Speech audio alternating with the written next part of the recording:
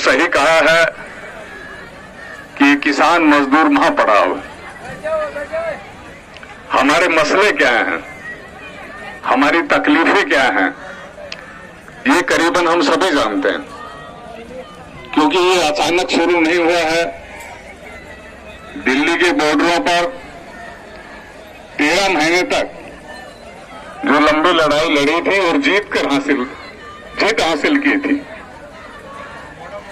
नरेंद्र मोदी जो देश के प्रधानमंत्री हैं, उनका सिर संयुक्त किसान मोर्चा की साझी लड़ाई ने झुकाया था। ये दुनिया का पहला इतिहास है कि किसी संसद में, दुनिया में जहां भी संसद है, संसदीय राजनीति है, किसी संसद ने कानून बनाया हो और लोगों ने उस संसद को किसान मजदूर एकता जिंदाबाद, बैठिए बहन, आप सबका स्वागत है। मैं कह रहा था कि दुनिया के संसदीय इतिहास में, यूरोप हो, अमेरिका हो, एशिया हो, ऑस्ट्रेलिया हो, धरती पर कहीं भी ये पहला जो है उदाहरण है कि भारत की संसद ने जो 3 काले कानून बनाए थे, वो 3 काले कानून उसी संसद को वापस लेने पड़े। इसके लिए किसानों ने एक अनूठा, एक निराला, जिसका कोई शानी नहीं है, इतिहास में ऐसा कोई उदाहरण नहीं है। बात यह है कि अगर हम सही इरादे से, सही मकसद से अगर मिलकर लड़ें तो अपने उद्देश्य में कामयाब हो सकते हैं। 3 काले कानून रद्द कराने के बाद जब घर वापसी हमारी हुई तो सरकार से पहले बातचीत हुई थी और उन्होंने जो आश्वासन दिया था वो पूरा नहीं किया, ये आप जानते हैं। आश्वासन तो पूरे किए ही नहीं, उल्टा आज किसानों के ऊपर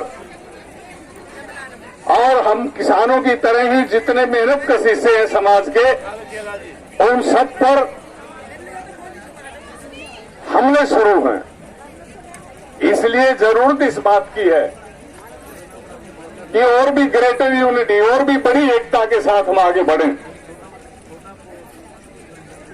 जब दिल्ली के मोर्चे लग रहे थे, उसी वक्त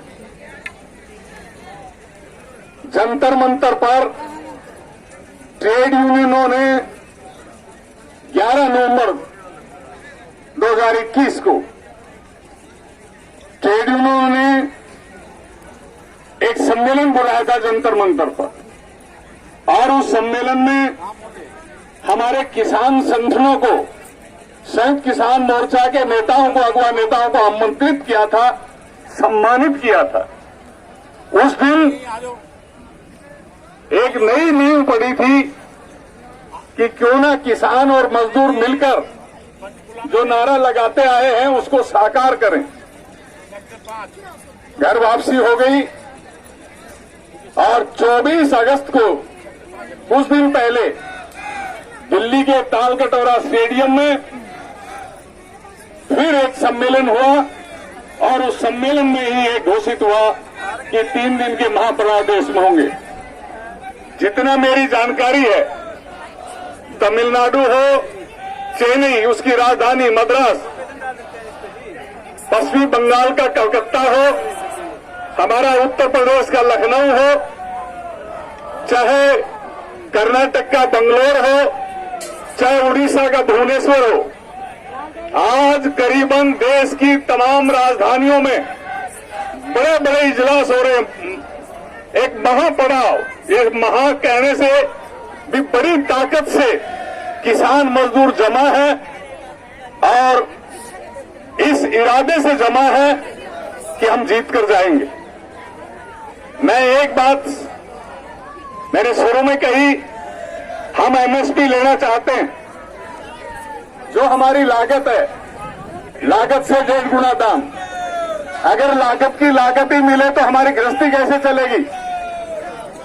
ये सरकार उसके लिए कानून नहीं बना रही, लेकिन आप देख रहे हैं हमसे फसल सस्ते रेट पर खरीद के ये जो व्यापारी हैं, सरकार उनकी पीठ पर है, वो उसको कई गुना महंगा बेच रहे हैं। प्याज, टमाटर, दाल, सब्जी, कुछ भी हो, अनाज। अगर ये सिलसिला चलता रहे और हम एमएसपी मांगते हैं तो सरकार ये प्रचार कराती है अगर एमएसपी दे दी तो महंगाई और बढ़ेगी और मजदूर और गरीब मर जाएंगे। हम इस मंच से साफ करना चाहते हैं कि किसान नहीं बढ़ाता महंगाई। किसान का माल तो, किसान की जिनिस तो, किसान का अनाज, किसान के फ्रूट, किसान का दूध, तमाम जिनिस जो हमारी पैदावार है उसको हर फसल पर सस्ते रेट पर खरीदा जाता है। व्यापारियों के गोदामों में जमा हो जाती है, उनके हाथ में हमारी फसल चली जाती है तो उसको कई गुना महंगे दामों पर बेचा जाता है। ये कई गुना महंगे दामों पर बेचते हैं व्यापारी हैं। इन व्यापारियों को, ये जो प्राइवेट कंपनियां हैं, इनको बाहर निकालना होगा, इनको बाहर निकालना होगा। यही व्यापारी, यही कॉरपोरेट, यही पूंजीपति कारखानों के मालिक हैं और हमारे मजदूर भाइयों का शोषण करते हैं। आज 100 साल पहले आप थोड़ा सा चले जाइए, आजादी का पहले का हिस्सा भी 25 साल का आ जाएगा। हमारे यहाँ कारखाना ज्यादा नहीं थे, ज्यादा से ज्यादा खेती पर निर्भर थे। आज भी देश कृषि प्रधान ही है।